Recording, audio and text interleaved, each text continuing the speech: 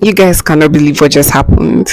I've been recording like for the past 15 minutes, and half through the video, my the what's the word? The the camera just went out of focus. And I was just like, how frustrating. Like, I have finished recording, guys, but it's fine. It's fine. I'll do another one because you guys are my precious. For those of you that don't know, for the past few weeks, I have actually been going through it. My mood has just been like out of the world. I've just been feeling very downcast. Everything has just not been the way I wanted it to be, and it got to me. I started hating like posting on YouTube, and let me just let you know that YouTube is my dream. It's one of the things I have always wanted to do all my life. So to feel bad or to just hate posting, oh no, I told myself, you have to find a solution to this. You must get better. You must find a way to do better. And like, that's exactly what happened. And so I'm back today. Yeah, I'm feeling better. I'm doing well. I hope you're doing great as well. So today we're going to be talking about something I saw on social media, and it's something I feel I should address just because it matters to me so much and it relates to me as a health professional. For those of you who don't know, I'm actually a registered nurse practicing in Nigeria, hopefully to go global.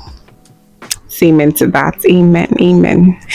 So hopefully to go global, but for now I'm actually practicing in Nigeria, and I saw this lady posts a reel about how who you marry is way more important than when you marry, especially since she has been working in the field of health. And how let me just explain it better. She's like, the longer you work in healthcare, the more you see that who you marry is way more important than when you marry. And it is so true, generally speaking, for every single person, that who you marry is way more important than when you marry. 90% of people will agree with me or agree with her. But working in the healthcare industry, did I say industry? Working in the healthcare system, you get to see exactly why it is so important, who you marry. Yeah, as a nurse, I have seen so much. And I'm still young in the nursing profession, but I have seen so much. And you get to be taught life lessons, things about life that you probably will never have experienced, or probably will take another person 10 to 15 years to gain that experience. You get to see it firsthand, especially because you work in a system that involves so much people. So stay tuned.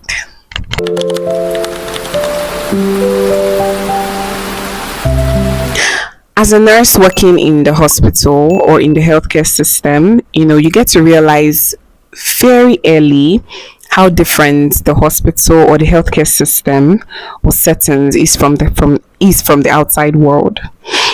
As someone who grew up in a world where, or rather we live in a society where all we want is money, fame, influence. We want to be influencers, want to have money, we want to fall in love, we want to enter relationships. And you just go to the hospital and the system is completely different from everything you have ever seen. And I think the first time it really hits me how different the healthcare system was when I was in my third year in university.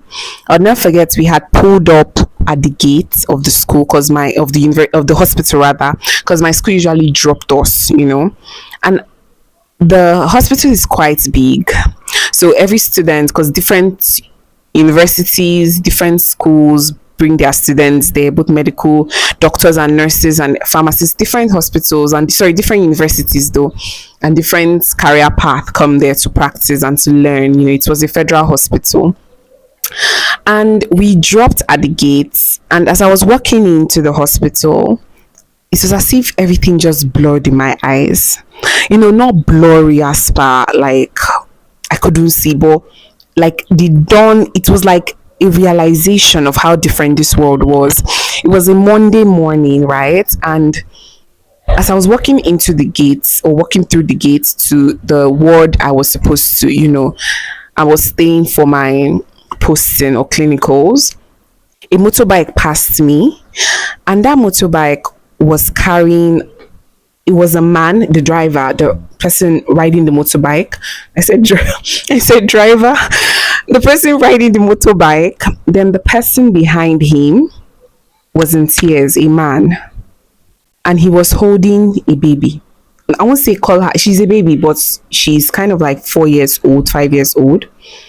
And holding her, she had like it's as if an accident had occurred, and the whole of her head, this point had opened, it was opened, so you could see the skull.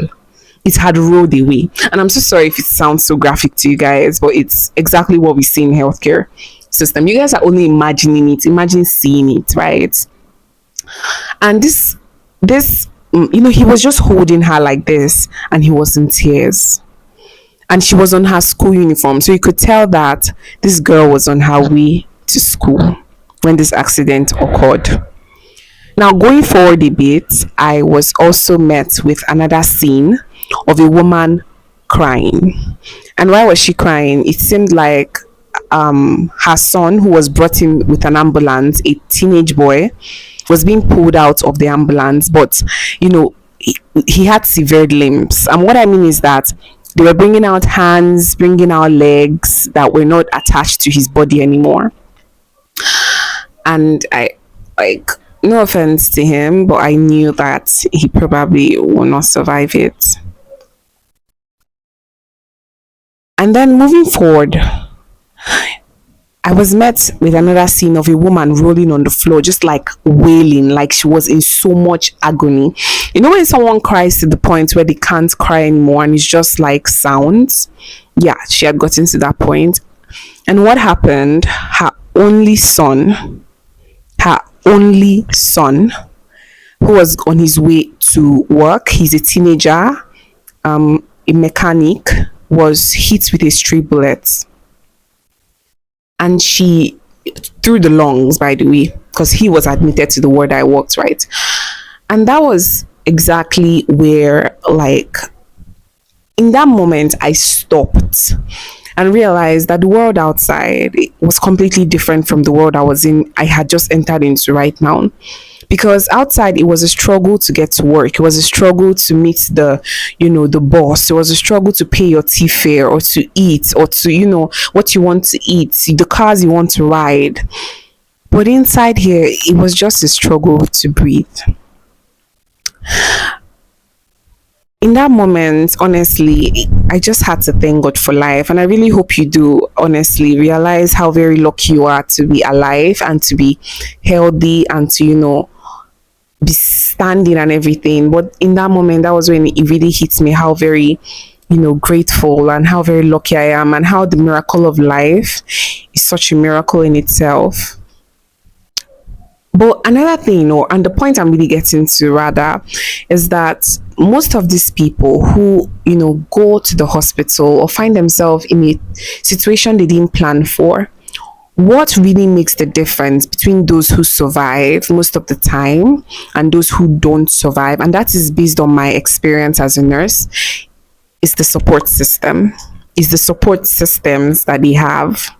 Nobody plans or gets into marriage with the understanding or the expectation that they will, their spouse will have cancer, or their spouse will have, a serious health condition that require money spent, require you to stay in the hospital, to, be immobile. And, for them to, we call it in nursing, assisted, care for daily, what they call it, shit. I'm sorry, my nursing, oh my God, my clinical teacher will be so pissed at me. Something assisted, something for daily living. I know it. Assisted care for daily living. That is someone else assisting you to do the basic things you do, like brush your teeth, eat your food, change your, go to the restroom, stuff like that. And nobody wants to find themselves in a situation where they do not know how to take care of themselves. But it's a situation that is very common with people who are admitted or find themselves in the hospital. And what really makes the difference between those who have the motivation to survive, or those who have the motivation to thrive or to make it, and those who don't, are the people they surround themselves with. You know, it's really, honestly, it's really important who you get married to, more than, love, more than money, more than fame. Consider the fact that in the next 10 years you don't know what will happen, and we don't want life to throw us bad issues. We don't want life to put us in a fix where we don't know exactly what we are doing, or what our life will look like. But it's so important to know that you are in it with someone who could tell you it doesn't matter right now what they've said. What matters is that you'll get through this. Someone who could speak life to you in that moment. And based on research, and even based on my experience as a nurse, I realized that a lot of these people who tend to stay or care or nurture their spouses or children in the hospital are women. There is definitely research to prove this, that women are more likely to stay with spouse who are ill, or even stay with children who are ill, than men. And I have seen this in the healthcare system. You could see a whole 24 patients, or patients admitted to the hospital. You could see maybe just two or one having the caretaker be a man, or having the caretaker be someone else.